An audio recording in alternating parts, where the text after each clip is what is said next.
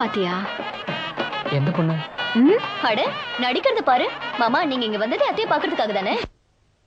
அதோ அந்த ஊதா நிற புடவை கட்டி இருக்கால அந்த பொண்ணு.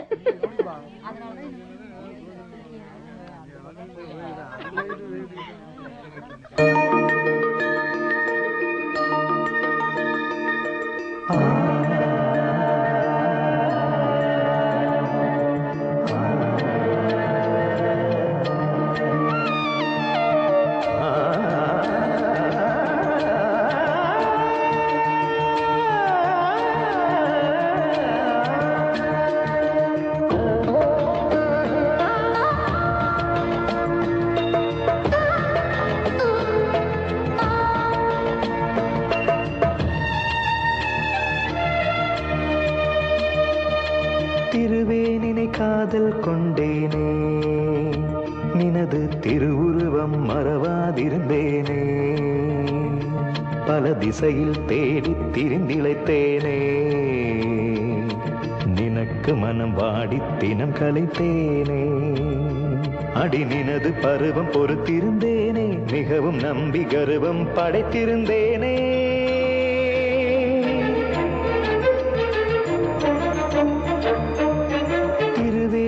காதல் கொண்டேனே, நினது திருவுருவம் மறவாதிருந்தேனே, பல திசையில் தேடி திரிந்திழைத்தேனே, நினக்கு மனம் வாடி தினம் கலைத்தேனே.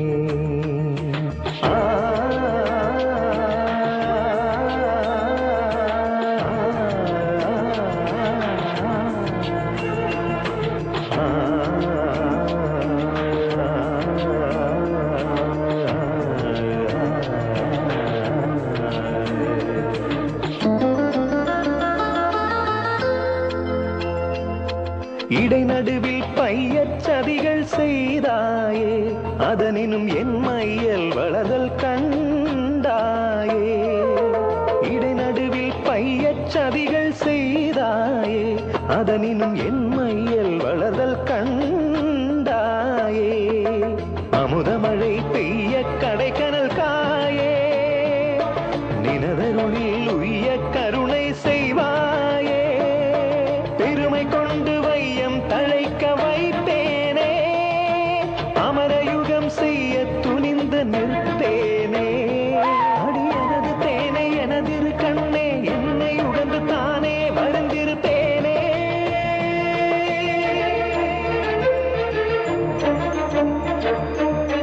திருவேனினை காதல் கொண்டேனே, நினது திருவுருவம் மறவாதிருந்தேனே, பல திசையில் தேடி திரிந்திழைத்தேனே, நினக்கு மனம் வாடி தினம் கலைத்தேனே, அடி நினது பருவம் பொறுத்திருந்தேனே, மிகவும் நம்பி கர்வம் படைத்திருந்தேனே. பமதா பமபரி நிரிச நீரி பாசா திருவேனினை காதல் கொண்டேனே, நினது திருவுருவம் மறவாதிருந்தேனே, பல திசையில் தேடி திரிந்திழைத்தேனே,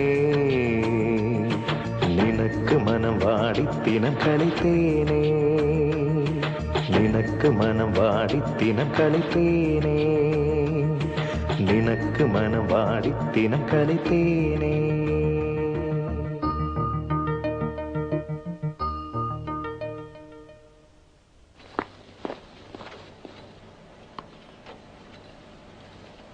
ஏய், எங்கடா தமிழ்?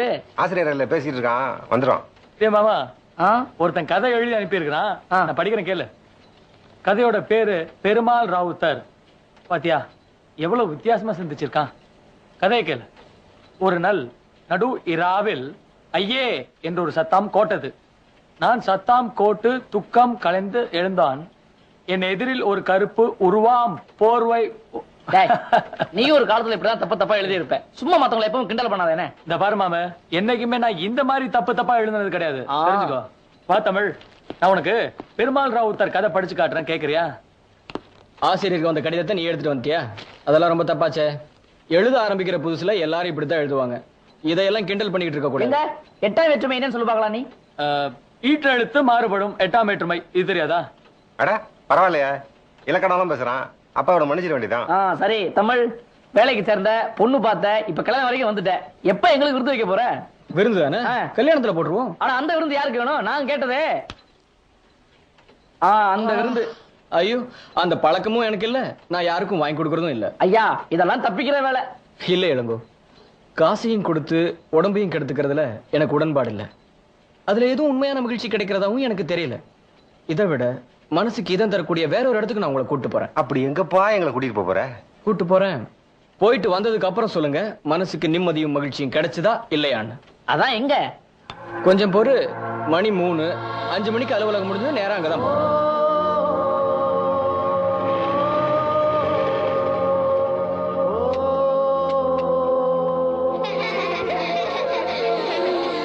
வாங்க வாங்க வாங்க வாங்க வாங்க வாங்க. எல்லாரும் நல்லா இருக்கீங்களா? இதெல்லாம் கொடுங்க. இவங்க எல்லாம் காது கேட்காத, வாய் பேச முடியாத குழந்தைங்க. இவங்க எல்லாம் என்னோட சேர்ந்து வேலை பார்க்கறாங்க. இவங்க எல்லாரும் என்னுடைய நண்பர்கள்.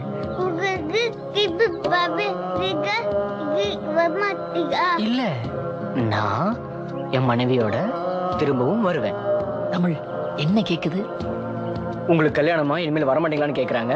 இல்ல, நான் மனைவியோட திரும்ப வருவேன்னு சொன்னேன். அதப்படி அவங்க பேசுறது உனக்கு புரியுது? கத்துக்கிட்டேன். இந்த குழந்தைங்களோட பேசி சந்தோஷப்படுத்தணுங்கிறதுக்காக. எதிர்காலம் கேள்விக்குறியா இருக்கிற அந்த குழந்தைங்களுக்கு நிகழ்காலமாவது சந்தோஷமா இருக்கட்டுமே தான்.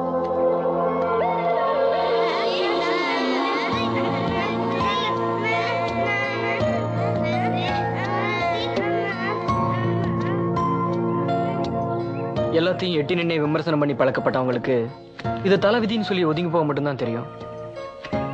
ஆனா என்னால அப்படி போக முடியல. இந்த குழந்தைகளுக்குன்னு ஒதுக்குற இந்த நேரத்துல மனசுக்கு ஒரு தனி சந்தோஷம் கிடைக்குது.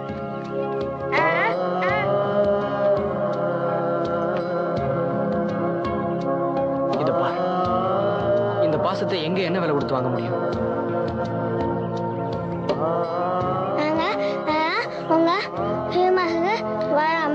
என்னவா தமிழ்? நாங்க எல்லாம் உங்க கல்யாணத்துக்கு வரலாமான்னு கேக்குறாங்க. நானு கல்யாணத்தன்னைக்கு வந்து எல்லாரையும் கூட்டிட்டு போறேன்.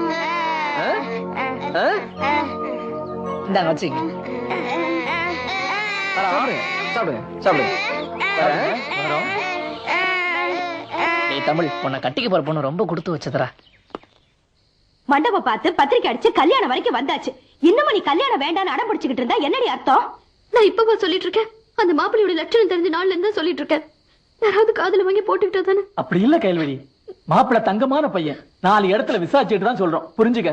உன்னை பாடுபட்டு வளர்த்த நாங்க தப்பான இடத்துல கட்டி கொடுப்போம்? உன் வாழ்க்கையில எங்களுக்கு அக்கறை இல்ல? அக்கறை இருந்தாதான் சொல்றத காதுல வாங்கிருப்பீங்களா? சரி, இப்ப என்ன? அவர் நல்லவர் இல்ல அதானே? பரவாயில்ல, கல்யாணம் பண்ணிக்கிட்டு நீ போய் அவரை திருத்து. ஆமா, அவரை திருத்துறதா என் வேலை. இப்படி தெரிஞ்சு என்ன அவர் கல்யாணம் பண்ணி கொடுத்தீங்க, போய் 4 நாள்ல எல்லாத்தையும் அறுத்து போட்டு வந்துருவேன். சரியனே மூதேவி, நல்ல நேரத்துல ஏன் இப்படி எல்லாம் பேசி தொலைற? இதோ பார்க்கையா, ஒன்ன கொடுங்கன்னு அவங்க வந்து கேட்கல, எடுத்துக்கங்க நான் தான் போய் கேட்டேன்.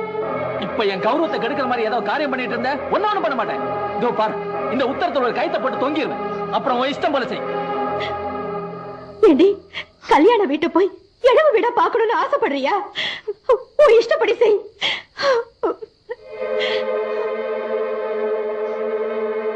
இதுக்கு மேல பேசி புண்ணியம் இல்ல கயல். நடக்கிறதெல்லாம் நல்லதுக்குன்னே நினைச்சுக்க. அவங்க சொல்ற மாதிரி அவர் நல்லவராவே கூட இருக்கலாம்ல. பேசாம நீ இந்த கல்யாணத்துக்கு ஒத்துக்கோ.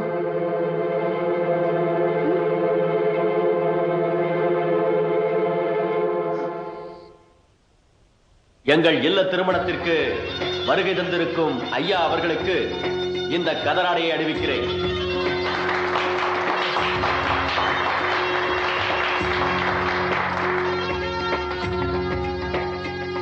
இந்த இனிய மணவிழாவில்